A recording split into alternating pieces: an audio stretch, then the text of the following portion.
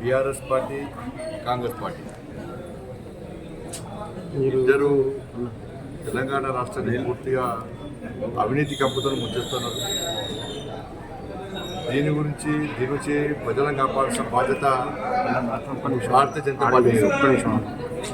దానికి అనుగుణంగానే ఇలా భారతీయ జనతా పార్టీ ప్లాన్ ప్రకారం ముందుకు రావడానికి సిద్ధమైంది.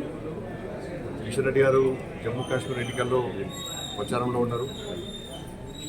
వాళ్ళు వచ్చిన వెంటనే పార్టీ రాష్ట్ర స్థాయిలో ఏ విధంగా మేము కార్యాచరణ రూపొందించాలి, ఏ విధంగా ప్రజల్లోకి వెళ్ళాలని చెప్పి ఆలోచనతో పక్కా ప్లాన్తో ఉంటున్నాం. ఇక్కడ మీ అందరూ తెలిసి వాళ్ళు మూసి ప్రక్షాళన పేరుతో 1,50,000 కోట్లు ఖర్చు పెడతా అంటున్నారు. వాళ్ళేమో కాళేశ్వరం పేరుతో 1,00,000 కోట్లు ముంచిన ప్రజలు మారబెట్టారు.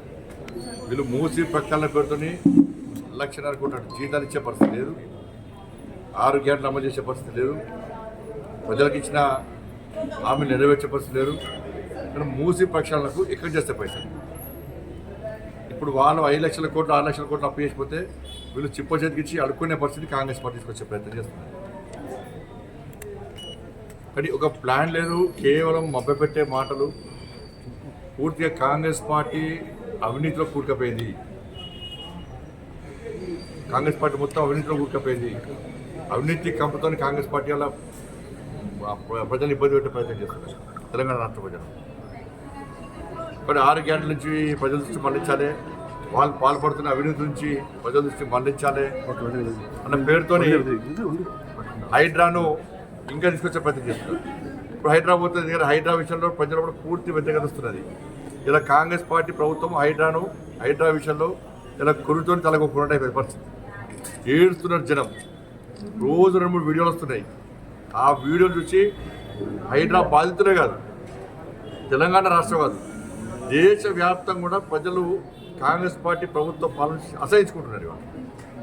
అన్ని డాక్యుమెంట్స్ ఉండి అన్ని అనుమతులు ప్రభుత్వమే ఇచ్చి పేదోళ్ళు ఇల్లు కట్టుకున్న ఇళ్లను గంట లోపల కూల్చి ఎలాంటి నోటీస్ లేకుండా కూల్చేయడము, ఇది ఎంతవరకు కరెక్ట్? ఇది నీడ లేకుండా పేదోళ్ళు చేస్తున్నారు. ఇందిరమ్మ రాజ్యం అంటే ఇదేనా? కాంగ్రెస్ పార్టీ స్పష్టం చేయాలి. అంటే పేదల ఇల్లు కూల్చడం ఇందిరమ్మ రాజ్యమా? 6 గ్యారెంటీలు ఇస్తా చెప్పి హామీ ఇచ్చి మోసం చేయడం ఇందిరమ్మ రాజ్యమా? అవినీతితో మొత్తం కూరుకుపోవడమే ఇందిరమ్మ రాజ్యమా? ఏంది ఇందిరమ్మ రాజ్యం అంటే? కాబట్టి హైడ్రా విషయంలో భారతీయ జనతా పార్టీ వారం రోజులు కూడా ప్లాన్ మీటింగ్ చేస్తున్నాం. తప్పకుండా హైడ్రా విషయంలో మేము చాలా సీరియస్గా ప్లాన్ చేస్తాం. నేను మళ్ళీ చెప్తున్నా, ఇలా ప్రజలకు భారతీయ జనతా పార్టీ ఆయుధంగా మారబోతున్నది. భారతీయ జనతా పార్టీ కార్యకర్తలు సిద్ధమవుతున్నారు, నాయకులు సిద్ధమవుతున్నారు హైదరాబాద్లో అండగా ఉండడానికి. ఈ రాక్షస ఆలోచనను, ఈ మూర్ఖత్వపు ఆలోచనను, ఈ దుర్మార్గపు మనసుతో పక్కకు పెట్టి ఒక మానవత్వంతో రాష్ట్ర ప్రభుత్వం ఆలోచించాలి. హైడ్రా విషయంలో వాళ్ళ ఇంట్లో కూర్చోవడం ఎంతవరకు సమంజసమో గుండె మీద చేసుకుని రాష్ట్ర ముఖ్యమంత్రి ఆలోచించాలి. ఇలా ప్రజలు కూడా అంత వ్యతిరేకత వస్తుంటే ఇలా ఒక్కొక్క మినిస్టర్ వచ్చి హైడ్రా మంచిదే అంటే రేపు వాళ్ళకు కూడా కుటుంబాలను మీరు కట్టుకుని నిన్ను కూర్చొని ఎంత ఇబ్బంది ఉంటుంది? అరే కూల్చాల్సిన ఫామ్ హౌస్ మాత్రం కూల్చారు.